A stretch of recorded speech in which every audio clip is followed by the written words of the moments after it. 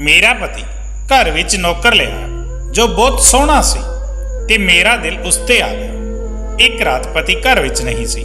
मैं नौकर दे कमरे विच चली गई। जिवें ही नौकर दे नाल सौण लगी तां नौकर ने इदां दा काम कर दिता जिसनूं देख के मेरी रूह कंब गई, क्योंकि नौकर तां ਉਹ नौजवान बहुत ही सोहना सी जिसनूं मेरा पति कुछ देर पहलां ही लैके आया सी। जिवें ही मेरे पति ने बैल बजाई, मैं दरवाजा खोलिया तां अपने पति नाल खड़े उस नौजवान नूं देख के तां मैं अपणियां अखां झपकणा ही भुल गई सी। ਉਹ नौजवान हुसन दा शहजादा सी, खूबसूरती नाल भरपूर। मैं तां ਇਹ तक भुल गई सी कि उस दे बराबर विच मेरा पति भी खड़ा है। मेरे पति ने मैनूं बांह तो हिलाया तां मैं चौंक गई। कहण लग्या, की होया? पिछे हट, समीर नूं अंदर आउण दे। ਉਹ नौजवान 21-22 साल दा सी। मैं पिछे हट गई। मेरा पति उसनूं अंदर ले आया। मैं हैरान सी कि मेरा पति इसनूं क्यों अपने नाल लैके आया सी।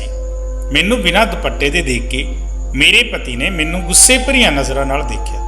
मैं घर विच इकल्ली रहिंदी सी ते मेरे घर विच पति तो इलावा कोई नहीं सी, इसलिए मैं दुपट्टा नहीं लैंदी सी।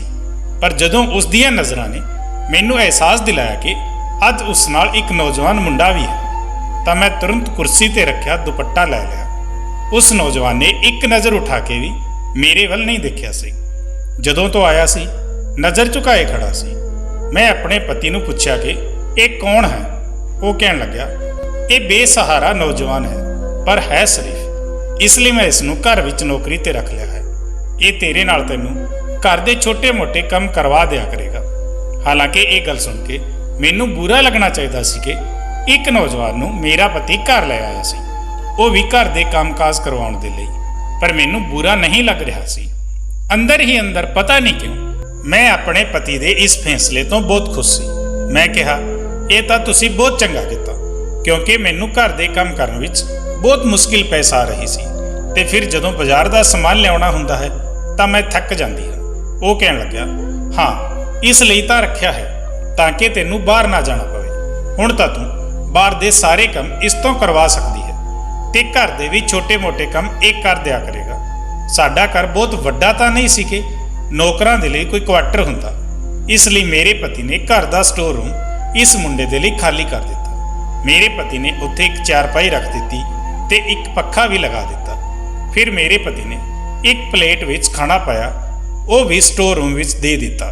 मैनूं कहण लग्या कि जदों कोई कम ना होवे तां इसनूं घर विच ज़्यादा घुम्मण फिरन ना देना, इसनूं कहना कि स्टोर रूम विच रहा करे। मैं कहा, ठीक है। पता नहीं क्यों मेरे अंदर एक अजीब जही कैफियत जन्म ले गई सी। मैनूं पूरी रात सकून नाल नींद नहीं आई सी। अखां बंद कर दी तां उस नौजवान दा चेहरा मेरियां अखां सामने आउण लग्या। पता नहीं क्यों पर मेरा दिल ये चाह रहा सी कि जल्दी नाल सवेर हो जाए ते मेरा पति अपने काम ते चला जाए। मैं इस नौकर नूं जी भर के देखा, जिस दी एक झलक ने मैनूं दीवाना करके रख दिता सी। इन्ना नूर तां मैं अज तक किसी मुंडे दे चेहरे ते नहीं देखिया सी जिन्ना इस नौजवान दे चेहरे ते सी। बस मैनूं हैरानी ये सी कि किवें दा अजीब शख्स सी, इसने एक बार भी मेरे वल अख उठा के नहीं देखिया सी। अगले दिन सवेरे मैं जल्दी उठ गई सी। मैं रसोई विच नाश्ता बना रही सी कि उदों मेरे पति ने स्टोर रूम के दरवाजे ते दस्तक दी। वो नौजवान बाहर आ गया। मेरे पति ने कहा कि घर का समान ले आओ ते अपनी मलकन नाल जरूरी काम करवा दे, फिर मैं तेनों दुकान लै जाऊँगा। ये सुनिया सी कि मैं परेशान हो गई। मेरा पति उसनों दुकान क्यों लैके जा रहा सी? वो तो उसनों घर दे काम लई लिया सी। मैं आमलेट रखिया ते गैस बंद करके बाहर आ गई। मैं कहा कि तुसी इसनों कित्थे लैके जा रहे हो?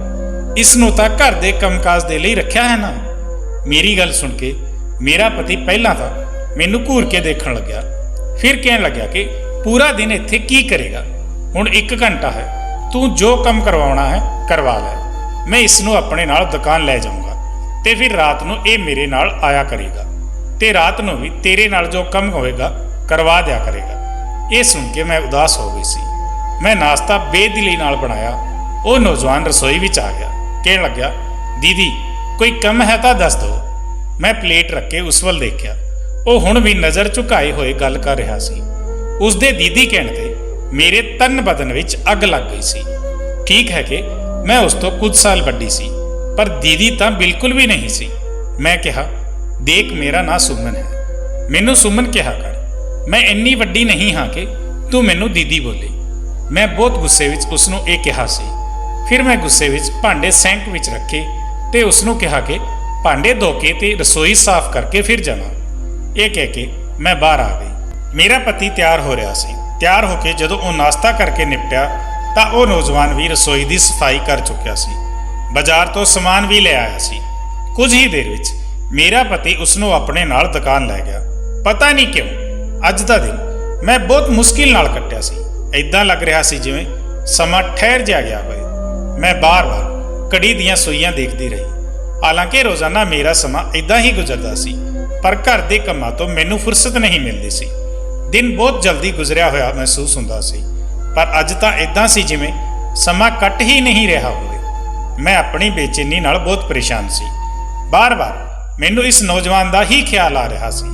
ਜਿਵੇਂ ਹੀ ਰਾਤ ਨੂੰ ਮੇਰੇ ਪਤੀ ਦੇ ਆਉਣ ਦਾ ਸਮਾਂ ਹੋਇਆ, ਮੈਂ ਜਲਦੀ ਨਾਲ ਆਪਣੇ ਕਮਰੇ ਵਿੱਚ ਗਈ। ਚੰਗੇ ਜਿਹੇ ਕੱਪੜੇ ਪਹਿਨੇ, ਮੇਕਅਪ ਕੀਤਾ ਤੇ ਆਪਣੇ ਵਾਲ ਵੀ ਖੁੱਲੇ ਛੱਡ ਦਿੱਤੇ। ਹਾਲਾਂਕਿ ਮੇਰੇ ਵਿਆਹ ਨੂੰ 7 ਸਾਲ ਹੋ ਚੁੱਕੇ ਸੀ ਤੇ ਮੈਂ ਆਪਣੇ ਪਤੀ ਲਈ ਕਦੇ ਇਵੇਂ ਤਿਆਰ ਨਹੀਂ ਹੋਈ ਸੀ। ਵਿਆਹ ਦੇ ਸ਼ੁਰੂ ਦੇ ਦਿਨਾਂ ਵਿੱਚ ਹੀ 1 ਮਹੀਨੇ ਤੱਕ ਮੈਂ ਖੁਦ ਨੂੰ ਸਜਾਇਆ ਸੰਵਾਰਿਆ ਸੀ, ਪਰ ਉਸ ਦੇ ਬਾਅਦ ਮੈਂ ਘਰ ਦੇ ਕੰਮਾਂ ਵਿੱਚ ਉਲਝ ਕੇ ਰਹਿ ਗਈ ਸੀ। ਪਤਾ ਨਹੀਂ ਕਿਉਂ ਅੱਜ ਮੇਰਾ ਦਿਲ ਚਾਹਿਆ ਕਿ ਮੈਂ ਆਪਣੇ ਆਪ ਨੂੰ ਸਜਾਵਾਂ ਸੰਵਾਰਾਂ। ਮੇਰੀ ਗਿਣਤੀ ਖੂਬਸੂਰਤ ਔਰਤਾਂ ਵਿੱਚ ਹੁੰਦੀ ਸੀ। ਮੇਰੀ ਉਮਰ 30 ਸਾਲ ਦੇ ਲਗਭਗ ਸੀ, ਪਰ ਮੈਂ ਬਹੁਤ ਖੂਬਸੂਰਤ ਸੀ। ਦੇਖਣ ਵਾਲੇ ਮੈਨੂੰ ਸ਼ਾਦੀशुदा ਵੀ ਨਹੀਂ ਸਮਝਦੇ ਸੀ। ਜਦੋਂ ਮੈਂ ਆਪਣੇ ਪਤੀ ਨਾਲ ਕਿਤੇ ਜਾਂਦੀ ਤਾਂ ਸਾਰੇ ਮੈਨੂੰ ਹੈਰਾਨੀ ਭਰੀਆਂ ਨਜ਼ਰਾਂ ਨਾਲ ਦੇਖਦੇ ਸੀ, ਕਿਉਂਕਿ ਮੇਰਾ ਪਤੀ ਦਿਖਣ ਵਿੱਚ ਜਰਾ ਵੀ ਖੂਬਸੂਰਤ ਨਹੀਂ ਸੀ। ਪੇਟ ਨਿਕਲਿਆ ਹੋਇਆ ਸੀ, ਕੱਦ ਵੀ ਛੋਟਾ ਸੀ ਤੇ ਨੈਣ ਨਕਸ਼ ਵੀ ਕੁਝ ਖਾਸ ਨਹੀਂ ਸੀ, ਤੇ ਮੈਂ ਇੱਕ ਹਸੀਨ ਔਰਤ ਸੀ। ਇਸ ਲਈ ਆਪਣੇ ਨੌਕਰ ਦੇ ਹੁਸਨ ਨੂੰ ਦੇਖ ਕੇ ਮੇਰੀਆਂ ਦੱਬੀਆਂ ਇੱਛਾਵਾਂ ਮੇਰੇ ਅੰਦਰੋਂ ਲਾਵੇ ਦੀ ਤਰ੍ਹਾਂ ਭੜਕ ਉੱਠੀਆਂ ਸਨ। ਜਿਵੇਂ ਹੀ ਰਾਤ ਨੂੰ ਮੇਰਾ ਪਤੀ ਘਰ ਵਿੱਚ ਦਾਖਲ ਹੋਇਆ, ਮੈਨੂੰ ਦੇਖ ਕੇ ਉਹ ਹੈਰਾਨ ਹੋਇਆ ਸੀ, ਪਰ ਮੇਰੀ ਨਜ਼ਰ ਤਾਂ ਉਸ ਤੇ ਹੀ ਟਿਕੀ ਹੋਈ ਸੀ। ਪੂਰਾ ਦਿਨ ਮੈਂ ਪਤਾ ਨਹੀਂ ਕਿਵੇਂ ਕੱਟਿਆ, ਪਰ ਉਹ ਬਹੁਤ ਅਜੀਬ ਸ਼ਖਸ ਸੀ। ਉਸਨੇ ਇੱਕ ਨਜ਼ਰ ਵੀ ਮੈਨੂੰ ਨਹੀਂ ਦੇਖਿਆ ਤੇ ਇਹ ਗੱਲ ਮੈਨੂੰ ਅੰਦਰ ਤੋਂ ਹੋਰ ਵੀ ਉਦਾਸ ਕਰ ਗਈ। ਹਾਲਾਂਕਿ ਮੇਰਾ ਪਤੀ ਮੈਨੂੰ ਦੇਖ ਕੇ ਬਹੁਤ ਖੁਸ਼ ਸੀ। ਖਾਣਾ ਖਾਣ ਦੇ ਬਾਅਦ ਕਹਿਣ ਲੱਗਿਆ ਕਿ ਆ ਸੁਮਨ, ਅੱਜ ਤੈਨੂੰ ਲੌਂਗ ਡਰਾਈਵ ਤੇ ਲੈ ਕੇ ਚੱਲਦਾ ਹਾਂ, ਤੂੰ ਬਹੁਤ ਚੰਗੀ ਲੱਗ ਰਹੀ ਹੈ। ਪਰ ਮੈਂ ਉਸ ਦੇ ਲਈ ਸਜੀ ਹੀ ਕਦੋਂ ਸੀ ਜਿਸ ਦੇ ਲਈ ਮੈਂ ਇਹ ਸਭ ਤਿਆਰੀ ਕੀਤੀ ਸੀ। ਉਸਨੇ ਤਾਂ ਇੱਕ ਅੱਖ ਭਰ ਕੇ ਵੀ ਮੈਨੂੰ ਨਹੀਂ ਦੇਖਿਆ ਸੀ। ਮੈਂ ਚਾਹੁੰਦੀ ਸੀ ਉਹ ਮੈਨੂੰ ਦੇਖੇ ਤੇ ਦੇਖ ਕੇ ਆਪਣੇ ਹੋਸ਼ ਖੋ ਦੇਵੇ, ਕਿਉਂਕਿ ਮੈਂ ਵੀ ਹੁਸਨ ਵਿੱਚ ਘੱਟ ਨਹੀਂ ਸੀ। ਪਰ ਉਹ ਤਾਂ ਸਿੱਧਾ ਸਟੋਰ ਰੂਮ ਵਿੱਚ ਚਲਾ ਗਿਆ। ਮੈਂ ਆਪਣੇ ਪਤੀ ਨੂੰ ਕਿਹਾ ਕਿ ਮੇਰੇ ਸਿਰ ਵਿੱਚ ਦਰਦ ਹੈ, ਮੈਨੂੰ ਕਿਤੇ ਨਹੀਂ ਜਾਣਾ। ਇਹ ਕਹਿ ਕੇ ਮੈਂ ਆਪਣੇ ਕਮਰੇ ਵਿੱਚ ਚਲੀ ਗਈ। ਬਹੁਤ ਹੀ ਬੇਦਿਲੀ ਨਾਲ ਮੈਂ ਚੂੜੀਆਂ ਉਤਾਰ ਕੇ ਸਾਹਮਣੇ ਡਰੈਸਿੰਗ ਟੇਬਲ ਤੇ ਰੱਖ ਦਿੱਤੀਆਂ। ਆਪਣੀ ਜਿਊਲਰੀ ਵੀ ਉਤਾਰੀ, ਵਾਲਾਂ ਦਾ ਜੂੜਾ ਬਣਾ ਕੇ ਵਾਲਾਂ ਤੇ ਕਲਿੱਪ ਲਗਾ ਲਿਆ ਤੇ ਕੱਪੜੇ ਵੀ ਬਦਲ ਲਏ ਤੇ ਮੂੰਹ ਵੀ ਧੋ ਲਿਆ। ਹੁਣ ਮੈਂ ਸੋਚਣ ਲੱਗੀ ਕਿਸ ਤਰ੍ਹਾਂ ਨਾਲ ਇਸ ਨੌਜਵਾਨ ਨੂੰ ਆਪਣੇ ਵੱਲ ਖਿੱਚਾਂ। ਫਿਰ ਮੇਰੇ ਦਿਮਾਗ ਵਿੱਚ ਬਸ ਇੱਕ ਹੀ ਤਰਕੀਬ ਆਈ ਸੀ। ਆਪਣੇ ਪਤੀ ਦੇ ਉੱਠਣ ਤੋਂ ਪਹਿਲਾਂ ਮੈਂ ਛੱਤ ਤੇ ਚਲੀ ਗਈ, ਧੋਤੇ ਹੋਏ ਕੱਪੜੇ ਉਤਾਰੇ ਤੇ ਪੌੜੀ ਉਤਰਦੇ ਹੋਏ ਜਾਣ-ਬੁੱਝ ਕੇ ਆਪਣਾ ਪੈਰ ਮੋੜ ਲਿਆ ਤੇ ਮੈਂ ਆਪਣਾ ਬੈਲੈਂਸ ਨਾ ਬਣਾ ਪਾਈ ਤੇ ਇੱਕਦਮ ਪੌੜੀਆਂ ਤੋਂ ਡਿੱਗ ਪਈ। ਮੇਰੇ ਪੈਰ ਤੇ ਚੰਗੀ ਖਾਸੀ ਮੋਚ ਆ ਗਈ ਸੀ, ਪੈਰ ਵੀ ਸੁੱਜ ਗਿਆ ਸੀ। ਮੈਂ ਰੋਣ ਲੱਗੀ, ਚਿল্ਲਾਉਣ ਲੱਗੀ। ਮੇਰਾ ਪਤੀ ਤੇ ਉਹ ਨੌਜਵਾਨ ਦੋਵੇਂ ਹੀ ਆਪਣੇ ਕਮਰਿਆਂ ਤੋਂ ਨਿਕਲ ਕੇ ਬਾਹਰ ਆ ਗਏ। ਮੈਨੂੰ ਮੇਰੇ ਪਤੀ ਨੇ ਜਦੋਂ ਛੱਤ ਦੀਆਂ ਪੌੜੀਆਂ ਤੋਂ ਨੀਚੇ ਦੇਖਿਆ ਤਾਂ ਕਹਿਣ ਲੱਗਾ, ਕੀ ਹੋਇਆ? ਮੈਂ ਕਿਹਾ ਕਿ ਮੇਰਾ ਪੈਰ ਟੁੱਟ ਗਿਆ ਹੈ। ਜਦੋਂ ਉਹ ਮੈਨੂੰ ਖੜਾ ਕਰਨ ਲੱਗਾ ਤਾਂ ਮੇਰੀ ਤਾਂ ਚੀਕ ਨਿਕਲਣ ਲੱਗੀ। ਮੈਂ ਸੱਚਮੁੱਚ ਹੀ ਆਪਣੇ ਪੈਰ ਦੀਆਂ ਹੱਡੀਆਂ ਤੁੜਵਾ ਚੁੱਕੀ ਸੀ। ਮੇਰਾ ਪਤੀ ਮੈਨੂੰ ਸਹਾਰਾ ਦਿੰਦੇ ਹੋਏ ਗੱਡੀ ਵਿੱਚ ਬਿਠਾ ਕੇ ਹਸਪਤਾਲ ਲੈ ਗਿਆ। ਡਾਕਟਰ ਨੇ ਦੱਸਿਆ ਕਿ ਮੇਰੇ ਪੈਰ ਦੀ ਹੱਡੀ ਟੁੱਟ ਚੁੱਕੀ ਹੈ। ਮੇਰਾ ਪਲਸਤਰ ਬੰਨ੍ਹ ਦਿੱਤਾ ਗਿਆ ਤੇ ਮੈਂ ਬੈੱਡ ਤੇ ਆ ਕੇ ਲੇਟ ਗਈ। ਮੇਰਾ ਪਤੀ ਬਹੁਤ ਪਰੇਸ਼ਾਨ ਸੀ। ਕਹਿਣ ਲੱਗਿਆ ਕਿ ਹੁਣ ਮੈਂ ਕੰਮ ਤੇ ਕਿਵੇਂ ਜਾਵਾਂ? ਇਦਾਂ ਕਰਦਾ ਹਾਂ ਕਿ ਇਸ ਮੁੰਡੇ ਨੂੰ ਭੇਜ ਦਿੰਦਾ ਹਾਂ। ਫਿਰ ਕਹਿਣ ਲੱਗਿਆ ਕਿ ਇਸ ਨੂੰ ਤਾਂ ਹੁਣੇ ਦੁਕਾਨ ਤੇ ਜਾਂਦੇ ਹੋਏ ਕਿੰਨੇ ਕੁ ਦਿਨ ਹੋਏ ਹਨ, ਇਸ ਨੂੰ ਤਾਂ ਦੁਕਾਨਦਾਰੀ ਦਾ ਵੀ ਪਤਾ ਨਹੀਂ ਹੈ। ਮੈਂ ਕਿਹਾ ਕਿ ਤੁਸੀਂ ਆਪਣੀ ਦੁਕਾਨ ਤੇ ਜਾਓ, ਇਸ ਮੁੰਡੇ ਨੂੰ ਇੱਥੇ ਛੱਡ ਜਾਓ।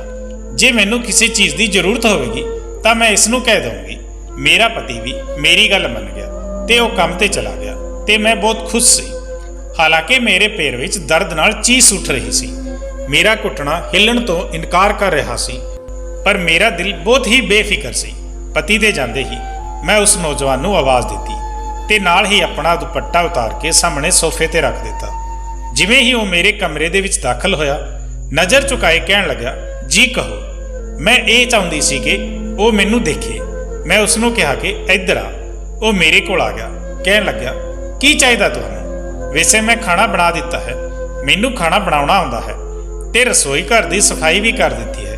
मैं उसनूं कहा कि इधर बैठ। ये सुन के उसकी नज़र मेरे ते पई, पर उसने तुरंत ही अपनी नज़र फेर लई सी ते 3-4 कदम पिछे हट गया। कहण लगा, जे तुहानूं किसी चीज़ की जरूरत है तो मैनू दस दो। ये सुन के मैनू उस ते गुस्सा आउण लग्या। मैं कहा, मेरे पैर विच बहुत ज़्यादा दर्द है ते मैनू कमरे विच घबराहट हो रही है। मैनू बाहर विहड़े विच बैठना है, मैनू सहारा दे के बिठा दे। मैं चाहुंदी सी कि वो मेरे कोल आवे। ये सुन के वो हैरानी का शिकार होया। वो कहण लगा कि मैं इदां नहीं कर सकता, रात नूं साहब जी आउणगे तां ही तुसीं बाहर आ सकदे हो। ये कह के वो कमरे तो बाहर निकल गया। मैनू उसते जी भर के गुस्सा आउण लग्या सी। वो समझदा की सी खुद नूं, जिन्ना मैं उसदे कोल जाण दे बहाने लभदी उन्ना ही मेरे तो दूर जांदा सी। एक बार मैनू मौका मिल गया। जिवें ही मेरा पति काम दे लई घर तो बाहर निकलिया, मैं जाण-बुझ के चिल्लाउण लगी, जिवें कि डिग गई होवां। मैं बैड का सहारा लैके जमीन ते बैठ गई, सोटी भी एक पासे सुट दी, जिवें लग्या होवे कि मैं बैड तो नीचे डिग पई हाँ। समीर जिवें ही कमरे विच दाखल होया, मैं चिल्लाउण लगी, रोण धोण दा ड्रामा कर लगी। वो मेरे कोल आ गया। मजबूरन उसनूं मैनू सहारा देना पिया। जिवें ही उसने मेरी बांह अपने कंधे ते रखी ते मेरी कमर ते हथ रख के मैनू उठाउण दी कोशिश कर लग्या, उसकी इस हरकत ते मेरा दिल खूब जलन लग्या। मैं बहुत खुश सी। मैं तो यही चाहुंदी सी। उसने मैनू बैड ते बिठाया, फिर तो मैं ये सिलसिला ही फड़ लिया सी। मैं बार बार उसनूं पुकारदी, वो बेचारा मजबूरन मैनू सहारा दिंदा। मैं चाहुंदी सी कि मेरी करीबी उसनूं बेचैन कर देवे ते फिर एक मर्द दा किसी औरत दे इन्ने करीब होण नाल कुछ ना कुछ तां उसदे दिल विच भी हलचल जरूर होएगी। असल विचों जदों इंसान नूं जो चीज़ मिले जिसदी उसनूं इच्छा हुंदी है तां वो चीज़ उसनूं परेशान करन लगदी है। मेरा भी यही मसला सी। मेरे विआह नूं 7 साल हो गए सी, पर औलाद नहीं होई सी। मेरे पति ने अज तक मैनू इस गल का ताना नहीं दिता सी। मैं एक सोहनी कुड़ी सी, इसलिए जदों भी किसी महफिल में जाती सी तां नौजवान खूबसूरत मुंडियां नूं देख के मेरी नज़र उन्हां दे आले दुआले घुमदी रहिंदी सी। मैं सोहणे ते नौजवानां नूं देख के ठंडी साह भरदी सी।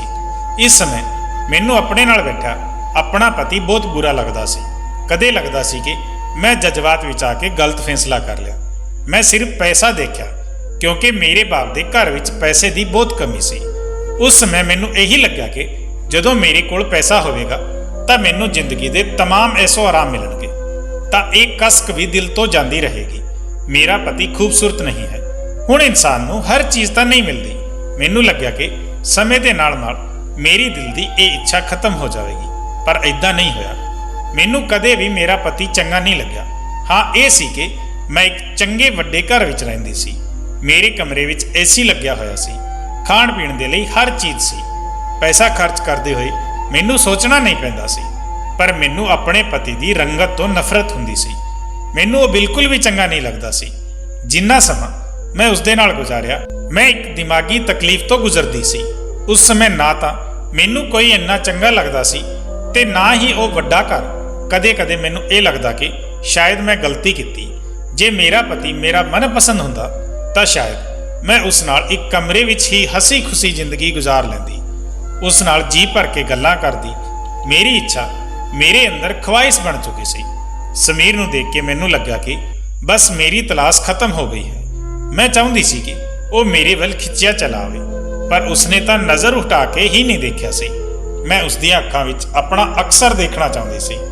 हुण मेरा पैर बहुत हद तक ठीक हो चुकिया सी, प्लस्तर भी उतर चुकिया सी, पर मैं जानबूझ के चीखण लग जांदी सी ताकि वो मैनू सहारा देवे। मेरा पति कहण लग्या कि मैं तैनू एक स्टैंड लिया देना हाँ, उसकी मदद नाल तैनू चलना फिरना आसान हो जाएगा। ते डॉक्टरां ने तां कहा है कि तू अपने पैर ते वजन रख सकती है।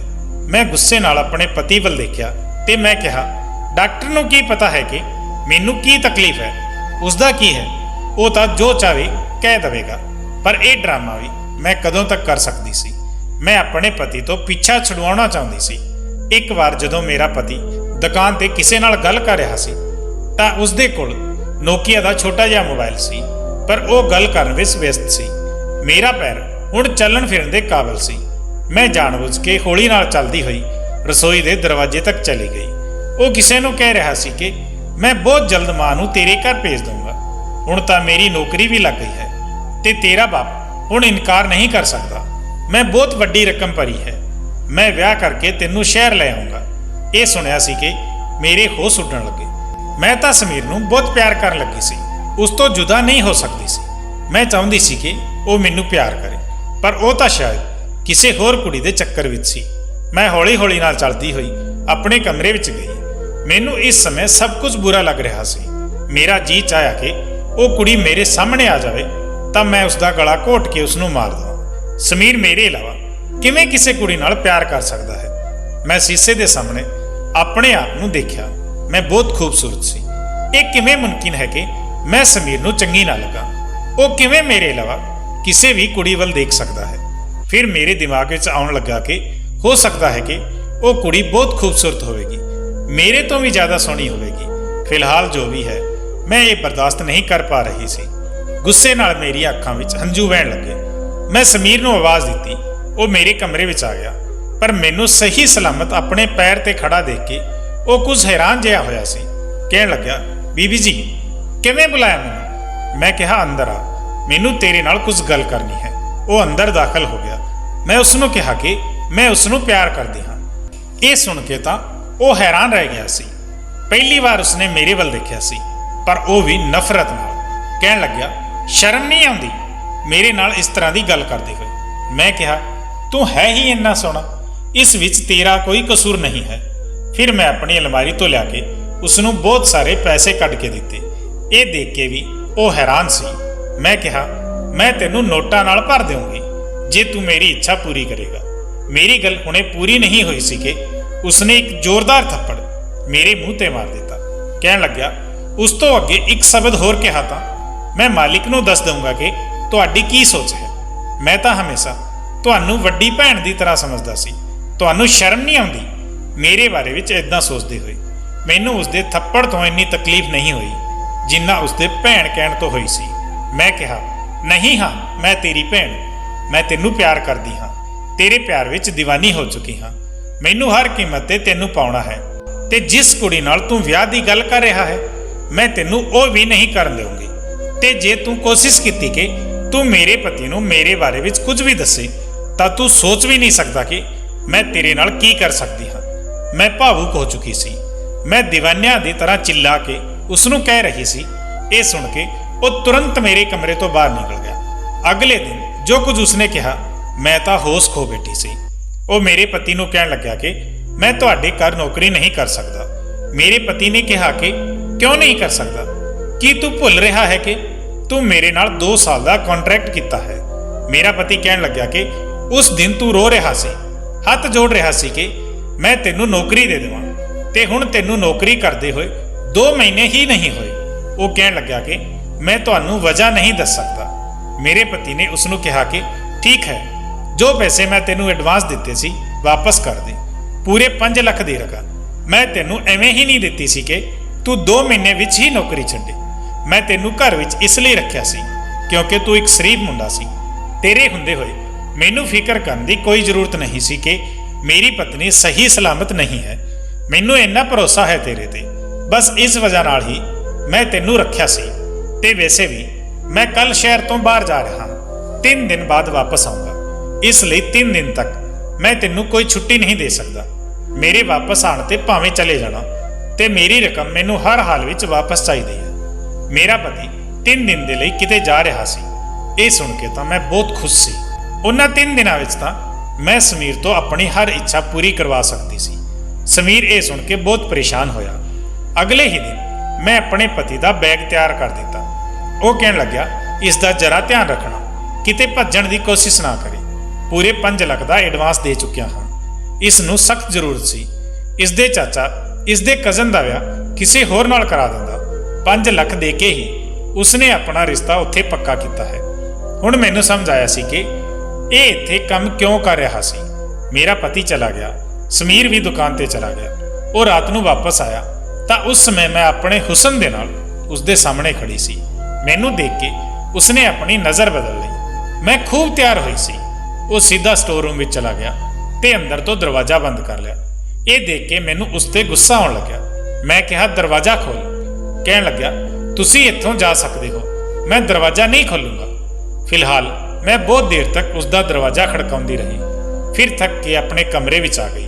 ਮੈਨੂੰ ਉਸ ਤੇ ਬਹੁਤ ਗੁੱਸਾ ਆ ਰਿਹਾ ਸੀ। ਮੈਂ ਬੇਚੈਨੀ ਨਾਲ ਤੜਫ ਰਹੀ ਸੀ। ਫਿਰ ਅਚਾਨਕ ਰਾਤ ਦੇ 3 ਵਜੇ ਮੇਰੇ ਦਿਮਾਗ ਵਿੱਚ ਖਿਆਲ ਆਇਆ ਕਿ ਸਟੋਰ ਰੂਮ ਦੀ ਚਾਬੀ ਤਾਂ ਮੇਰੇ ਹੀ ਕੋਲ ਹੈ। ਮੈਂ ਅਲਮਾਰੀ ਵਿੱਚੋਂ ਚਾਬੀ ਕੱਢੀ ਤੇ ਬਹੁਤ ਹੌਲੀ-ਹੌਲੀ ਨਾਲ ਸਟੋਰ ਰੂਮ ਖੋਲ੍ਹਿਆ। ਸਾਹਮਣੇ ਚਾਰਪਾਈ ਤੇ ਸਮੀਰ ਮੂੰਹ ਤੇ ਚੱਦਰ ਲਏ ਹੋਏ ਸੋ ਰਿਹਾ ਸੀ। ਮੈਂ ਹੌਲੀ ਨਾਲ ਸਟੋਰ ਦਾ ਦਰਵਾਜ਼ਾ ਬੰਦ ਕੀਤਾ ਤੇ ਉਸ ਦੇ ਨਾਲ ਚਾਰਪਾਈ ਵਿੱਚ ਜਾ ਕੇ ਲੇਟ ਗਈ।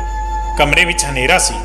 ਜਿਵੇਂ ਹੀ ਮੈਂ ਉਸ ਦੇ ਗਲ ਲੱਗੀ, ਮੇਰੇ ਕੰਨਾਂ ਨੇ ਜੋ ਆਵਾਜ਼ ਸੁਣੀ, ਮੇਰੇ ਹੋਸ਼ ਉਡਾਉਣ ਦੇ ਲਈ ਬਹੁਤ ਸੀ। ਉਹ ਤਾਂ ਮੇਰੇ ਪਤੀ ਦੀ ਆਵਾਜ਼ ਸੀ। ਮੈਂ ਇੱਕਦਮ ਉੱਠ ਕੇ ਬੈਠ ਗਈ। ਇੱਕ ਟੋਰਚ ਲਾਈਟ ਸੀ ਜੋ ਮੇਰੇ ਮੂੰਹ ਤੇ ਪਈ। ਉਸ ਦੀ ਰੋਸ਼ਨੀ ਨਾਲ ਮੈਂ ਚਾਰਪਾਈ ਤੇ ਪਏ ਸ਼ਖਸ ਨੂੰ ਵੀ ਦੇਖ ਚੁੱਕੀ ਸੀ। ਉਹ ਮੇਰਾ ਪਤੀ ਸੀ। ਇਹ ਦੇਖ ਕੇ ਮੇਰੇ ਹੋਸ਼ ਉੱਡ ਗਏ। ਉਹ ਕਹਿਣ ਲੱਗਾ, ਤੇਰੀ ਹਰ ਗੱਲ ਮੈਨੂੰ ਸਮੀਰ ਦੱਸ ਚੁੱਕਿਆ ਸੀ ਤੇ ਮੈਂ ਝੂਠ ਬੋਲਿਆ ਸੀ ਕਿ ਮੈਂ ਦੂਜੇ ਸ਼ਹਿਰ ਜਾ ਰਿਹਾ ਹਾਂ। ਮੈਂ ਤੇਰੀ ਅਸਲੀਅਤ ਦੇਖਣਾ ਚਾਹੁੰਦਾ ਸੀ। ਮੈਂ ਰੋਣ ਲੱਗੀ। ਮੇਰੀ ਸਾਰੀ ਸੱਚਾਈ ਮੇਰੇ ਪਤੀ ਦੇ ਸਾਹਮਣੇ ਆ ਚੁੱਕੀ ਸੀ। ਉਸਨੇ ਉੱਥੇ ਹੀ ਮੈਨੂੰ ਤਲਾਕ ਦੇ ਦਿੱਤਾ ਤੇ ਕਹਿਣ ਲੱਗਿਆ ਕਿ ਸਵੇਰੇ ਆਪਣੇ ਘਰ ਵਾਪਸ ਚਲੀ ਜਾਣਾ, ਕਿਉਂਕਿ ਮੈਂ ਬਦਸੂਰਤ ਔਰਤ ਦੇ ਨਾਲ ਜ਼ਿੰਦਗੀ ਗੁਜ਼ਾਰ ਸਕਦਾ ਹਾਂ, ਪਰ ਬੇਵਫਾ ਔਰਤ ਦੇ ਨਾਲ ਨਹੀਂ। ਮਰਦ ਪੂਰਾ ਦਿਨ ਮਿਹਨਤ ਕਰਕੇ ਪਤਨੀ ਦੀਆਂ तमाम ਇੱਛਾਵਾਂ ਨੂੰ ਇਸ ਲਈ ਪੂਰਾ ਕਰਦਾ ਹੈ ਕਿ ਉਸ ਨੂੰ ਆਪਣੀ ਪਤਨੀ ਦੀ ਵਫਾਦਾਰੀ ਮਿਲੇ।